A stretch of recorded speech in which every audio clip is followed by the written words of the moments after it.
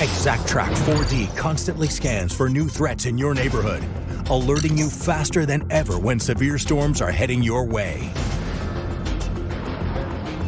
Chris, across the region we have tree lightings, we have Santa showing up, but it doesn't feel anything like the North Pole. It really doesn't. You go back about 5 to 7 days. Remember, we had lows in the 20s and 30s. You're like, yeah, winter's right around the corner. But yeah, Mother Nature's kind of on a different calendar right now. So yeah, let's pull up today's almanac because it was a warm day out there. In fact, Jacksonville International, we officially got to 80 degrees. So that's a few degrees above normal. The record 85, so not that far away.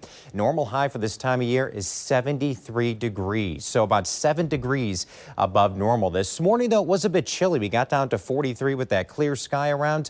Normal low is 51 degrees. Let's take a live look in Jacksonville. And we are tracking a relatively dry evening. So if you are heading out for any activities, again, no issues with the weather as we have an area of high pressure that is firmly in control. A live look at Jacksonville International. You see the clear sky around. And what we're looking at temperature-wise, we're down to 66. So it's a bit mild out there. You'll likely need the light jacket if you are heading out.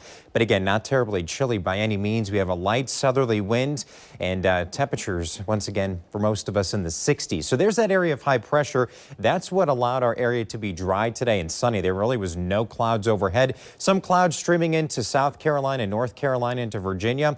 We have a front that's on the way, but one thing we're not noticing is any rain. So we typically would see rain with fronts, but it's just so dry that this is a dry front. So we'll be noticing this front moving into our area tomorrow, and we'll tell that it's over us by the breeze. The breeze will actually pick up throughout the day, but we're not expecting any rain. Temperatures right now for some spots, Jacksonville, as I mentioned, 66, upper 60s in St. Augustine, Brunswick, and also Waycross in Georgia there, reporting 66 degrees, and temperatures across the rest of our area, many of us in the mid 60s to upper 60s. Orange Park is still 72, Palatk's at 70, and we have Mayport in the upper 60s. Now, in terms of our forecast for the rest of the evening hours, again, if you are heading out, really don't need the rain gears. Temperatures were near 70 now. We'll be down to right around 60 by 11 o'clock, and futurecast shows throughout the evening. No clouds or anything overhead, but into tomorrow morning, we'll start to see some clouds bubble up. I'm not expecting much fog overnight tonight. Remember, we had that fog this morning, and that's due to the wind picking up a bit more. Fog, typically when it develops, you need a light wind for that fog to remain in place, but it will be a bit more mild out there. We're looking at most of us in the 50s as opposed to widespread 40s, which is where we were this morning. And into the day on Sunday, of course, if you're heading to downtown Jacksonville to watch the football game, the Chargers are in town, and we are looking at a high temperature right around 80. I mean, that is pretty pleasant for this time of year if you like the warmer temperatures, and it will be sunny as well. Some clouds will bubble up by the afternoon. There's that front moving in from the north.